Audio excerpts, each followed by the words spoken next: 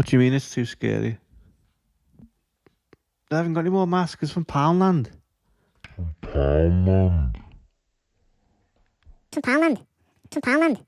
To Poundland. To Poundland. Hello, my name's Paul McGuinness, aka Dogster. This is my YouTube channel, and today, no live jams today. Just thought I'd do a bit of a kind of piece to camera and explain what I've been doing over the years, who I am, why should you watch? You should watch.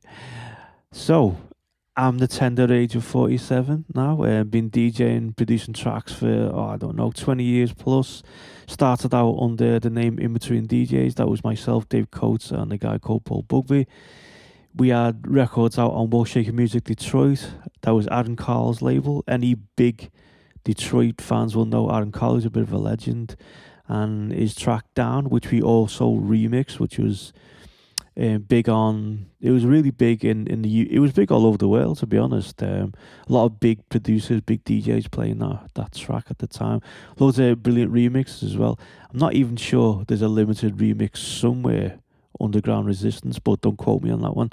But we remixed that as well, and if you go on Discogs and type in between DJs, you'll probably find some of the older releases on World Shaker Music.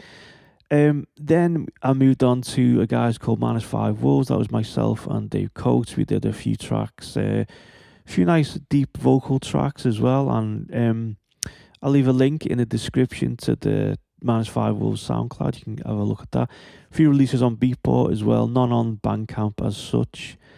And my current Dogster guys, I'll leave a link again in the description to the Bandcamp. My last Acid and Blighty EP done really, really well.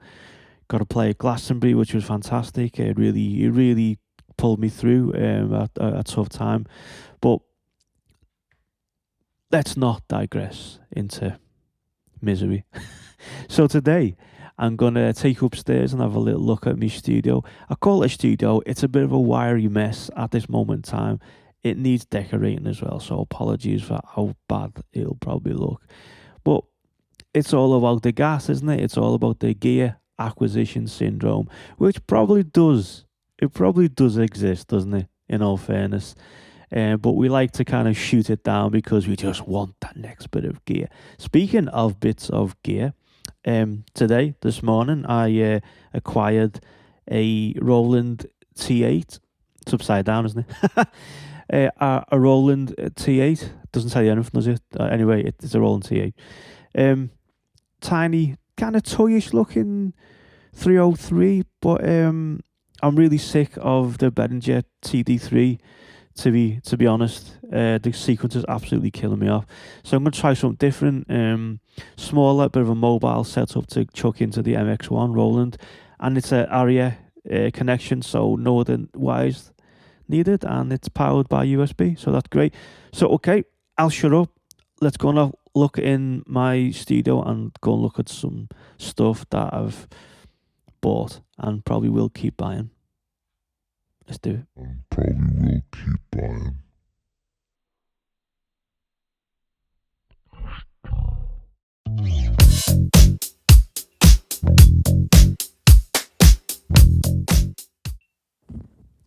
Right, so we come upstairs into the. I'd like to call it a studio, in all fairness, but it's turned into a bit of a junk shop. Like, okay, we'll start with on the right. Sorry, left. Jesus Christ, don't know me left from me right. This is an Asonica SD1 from about 92, 93. It was given to me by a friend, which I really, really appreciate. It's a lovely thing to do. Sounds really, really nice. It's so heavy, like it's the heaviest synth ever. I had to carry it up the stairs. It's so heavy. It sounds amazing, but it's really, really unpredictable as well. So anyone got any tips in the comments? I'd really appreciate any Sonica SD tips. Also comes with a floppy disk as well. So yeah, and that's from McDonald's. I think I have no idea. I often use it with the TC Electronic Multi Effects unit. So I think it sounds really good. It's a budget one, about £100. One of the first pedals I bought. Outboard effects unit. It's not a pedal, is it? Sounds good. Doesn't play too well with other things, really, in my opinion. And I'm not sure some of the multi effects sound that good. But there's some nice features. Again, it's not doesn't seem to play well with other pedals. The whole point of pedals, you want to be linking them up, don't you? So a whole hunk of wires, which is disgusting to look at. I apologize for that. So starting from this side of the desk. Oh, here we go. Model cycles, really like that. I think it's really underrated, and I really love the tutorials on YouTube. It really inspired me. I was tempted to sell at some point because I really love a Digitech, but prices are mental, and but I will end up getting another Electron box, I think, at some point. Sacred Tracks Novation, I love this thing. I think this is brilliant. Again, on the edge of selling, didn't sell. Start using it in the jams. You'll see in the other videos. Please check them out as well, and like and subscribe. It'll be really, really appreciated. Micro Freak, the new one's just come out, hasn't it? The Mini Freak. So I'm not sure I'll invest in that. I do like Autoria stuff though. I think they're really, really well made. Genlech, can't remember the model name. Quite a few years old now. Still sound absolutely amazing. Old Launchpad. Need a new one, to be honest. The push on the button stick a little bit is about 10 years old. Moving across, Keystep 37, Autoria again. I do like Autoria stuff. Lovely keyboard. I think it sounds really nice. Touch is nice. I'm not the greatest keyboard player. In fact, I'm not a good keyboard player at all. I just kind of do sounds as I hear them. Thinking about doing a bit of a tutorial on this. Not a tutorial. I don't do tutorials. I found I think I was patronising people. There's a lot of really, really good electronic musicians on YouTube and people who really know the stuff. I've been producing for about 20 years now, and I'm happy with some of my tracks. Again, there's a link to the Bandcamp in the comments, but I wouldn't want to kind of come across as a bit of an oracle because I'm far from it. Yeah, really nice. I like the sequencer. It links lovely with the outboard gear. Good investment. I don't think I'll ever get rid of it. Moving down, BeatStep Pro. I bought the limited edition one because I'm a sucker. I'm a consumer's dream. There's no other way about it. Lovely. Can't say a bad word about it. Absolutely beautiful. Feels good. Build quality is amazing. Clock, MIDI in, MIDI out, sequencers. It's probably the best sequencer, I think. But I do quite fancy one of those Korg sequencers. I don't know what they're called. £100 anyway. So that wasn't £100. That was about £245. So most of my jams go into the Roland MX1. I really love this thing. Actually, I was and ahhing about getting one a while back, and I thought, you know what's really nice? Look at it.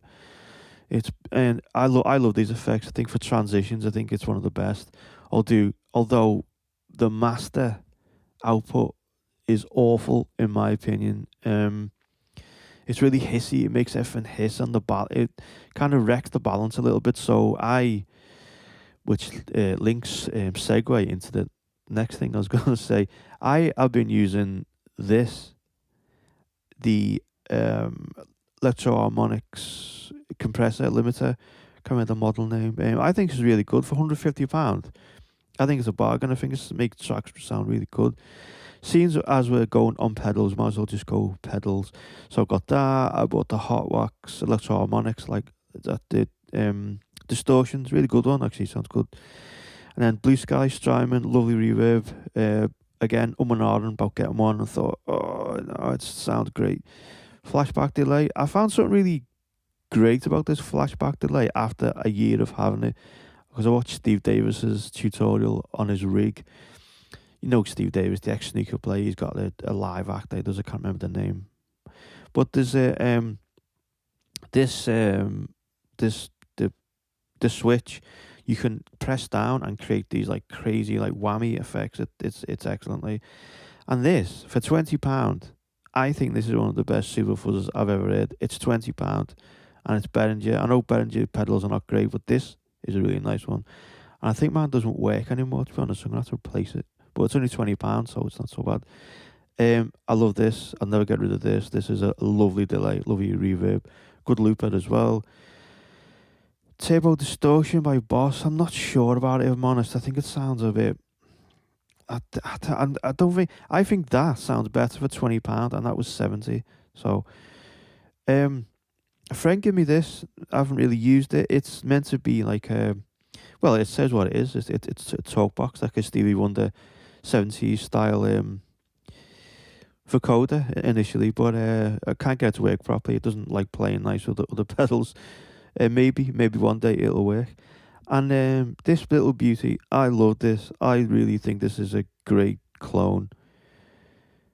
Behringer Model D, model obviously a Moog. Beautiful. It sounds great.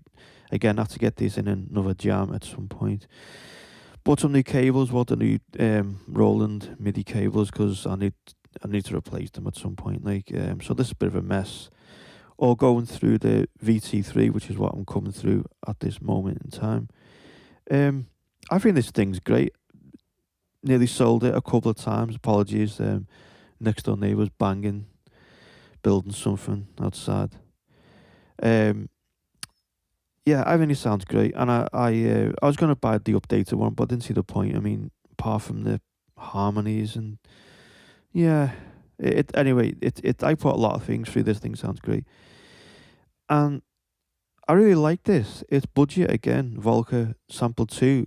You can make a beat in about like 20 minutes, and it sounds really great hooked up to this. It sounds so good. For such a little machine, it sounds really good. Oh yeah, and I'm missing out on TD3 Behringer, Love Me Acid, possibly the worst sequencer in the world. It puts me off switching it on at times. Again, thought about selling, I can't because of the acid face. So yeah, that's that. And then if you move across, it gets worse. I had these Alisas for such a long time. I do apologise about the state of the room, to be honest. It needs decorating as well. But as all money's gone into this, so you have to forgive me for that. My beloved Technics 1210s, I had these for since 1998. I would never, ever, ever sell these. And this beautiful little rotary Omnitronic mixer. Not the greatest rotary of all, but sounds really nice, really warm, really simple. Simple blends and simple mixes. Shed loads of vinyl everywhere. There's not enough time in the day to show you all that. Got some in the attic as well, and acquired today, this morning, Roland T8. I know it looks quite toyish, but I'm sick of the sequencer on the TD3, so I'm going to give this a go. This will be in some jams as well. So, well, that's about it. And Yoda is always judging you, is always judging the jams. So thanks for watching again. And I've missed some stuff out. And this section over here is a mess as well. It's a little Focusrite card, gaming laptop, and some Star Wars Obshader. I think that's the word for it.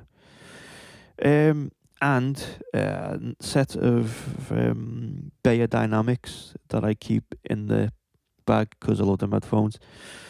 So yeah, that's about it.